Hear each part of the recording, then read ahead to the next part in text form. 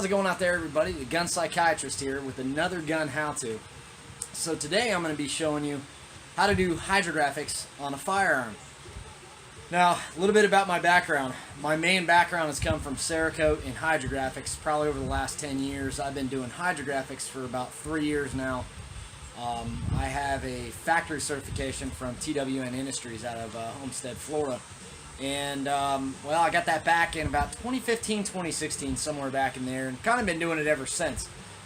Since selling my business, though, I have had to, well, I'm not going to call it a downgrade, but I've had to go kind of primitive with what you see behind me on the table is one of the various dip kits that are available on the market.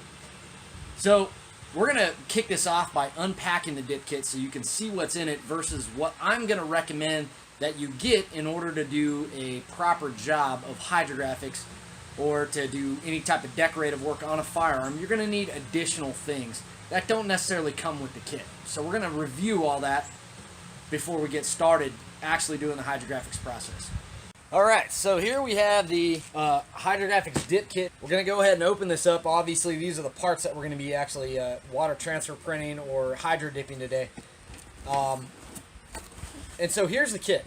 It's pretty cool. But like I said, this is primitive. We're going to be dipping out of a container versus an actual hydrographic printing tank with controlled temperatures. And, you know, we're not going to be using guns to activate. We're going to be using aerosol cans and paint cans. So the process is the same in theory.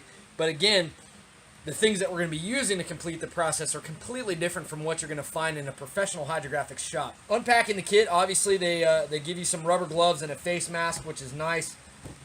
You're going to want something to block out the vapors of the paint, especially the clear coat. A lot of clear coats have isocanates in them, and too much inhalation of isocanates can lead to isocanate poisoning. So wearing your mask while you're spraying paint is probably going to be a good idea unless you're in a really well ventilated area. We have easy wipes. Of course, this is a wax and grease remover type stuff that won't leave a residue behind.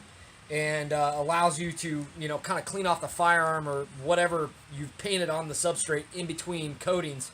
That way you reduce the contamination of FOD, also known as foreign objects debris. We have a paintbrush, which is going to be for touch-up, but I would never recommend using these. It's horrible, so we'll just go ahead and throw that away. This Red Scotch-Brite pad, I'm surprised they didn't send more, but Red Scotch-Brite is pretty much the industry norm go-to for scuffing your parts. Also, you have what's known as a surgical wipe, or a tack cloth. These are great. These are actually amazing. You unfold them, ball them up, and you use it to basically remove any type of FOD that might have found itself on the gun. So what we did get was base coat paint, and obviously I've already sprayed some in there to kind of test the color of it. This looks to be like a whitish tan, which will be perfect for the pattern I'm using.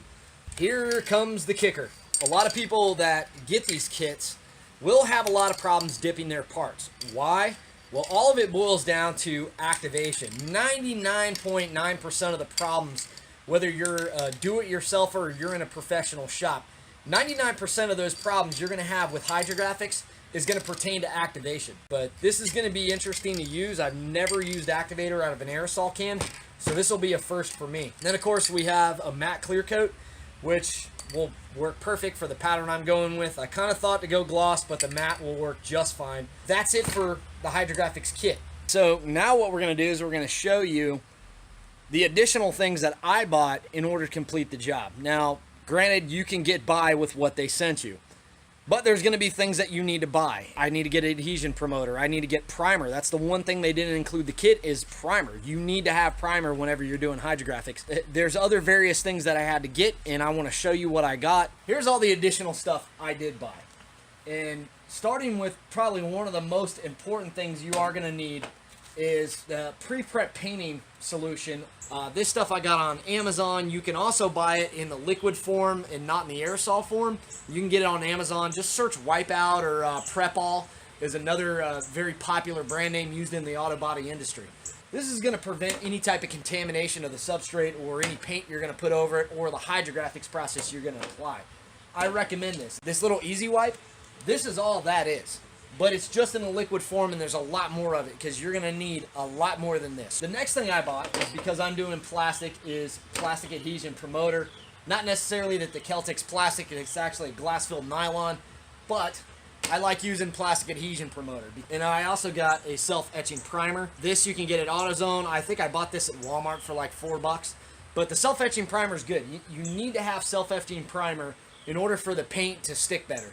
And so I would recommend any type of self-etching epoxy-based primer. You don't need a high-build primer. Some primers sandable. You don't really need sandable unless you got to fill holes and stuff like that. The next thing we got, you're probably wondering what these are. These are Bondo spreaders. I'm not putting Bondo on anything. I'm actually going to use these Bondo spreaders in the event that I have to touch anything up with the airbrush.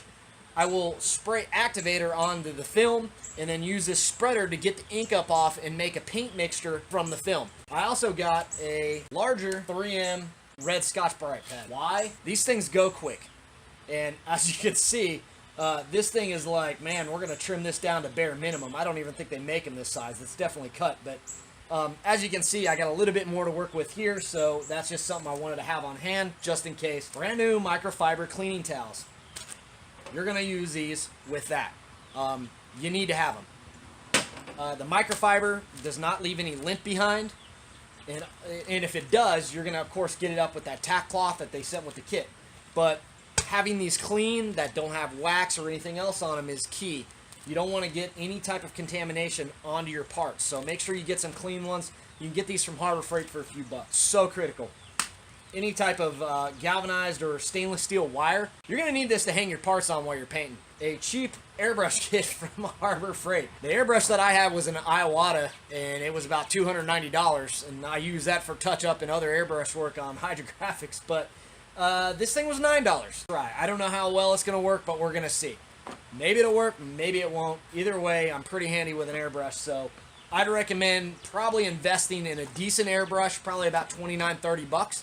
But hey, you could just watch the end of this video and see how well this touches up or how well it doesn't. You're going to need a thermometer to measure your water temperature. And you want to hold about 91 to 92 degrees while your film's on that water. And so having this thermometer that is digital will allow me to quickly read the water temperature. And of course, this has a timer built into it as well. So I'll set the timer for 60 seconds. Of course, it'll beep, let me know that, hey, it's time to start activating. You got to have something to dip this in, and I wouldn't recommend doing it in a sink or your bathtub because your wife might kill you. I selected the box around the size of the parts that I would be dipping to make sure that I had a little bit of overlap on each end in order to properly dip all the parts. So, let me clarify. You can go to Walmart and get any type of size you want out there for totes, storage totes, whatever. Some of them are very flimsy, and when you fill them up with water, what can happen is the sides are going to start to bow out. So I elected to go for a really heavy duty, this is like almost like a file box, I think, and it has a channel at the top that's really thick. Let me go ahead and just pop this now so you can see it. So this channel at the top is supportive for, really heavy documents. So I figured having that channel there is going to help strengthen the top of the box. I think I picked this up for $9 at Walmart. And then, of course, last but not least, I got a bucket. Now, what am I going to do with this bucket? I'm not going to wash in it, but I'm going to use it to hold water. Bathtub's going to be the quickest way to fill up your dip tank.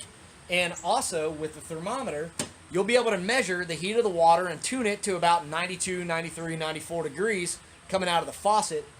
Carry 5 gallons at a time, pour your water in, and start dipping. So that's the setup, and we're going to go ahead and get started.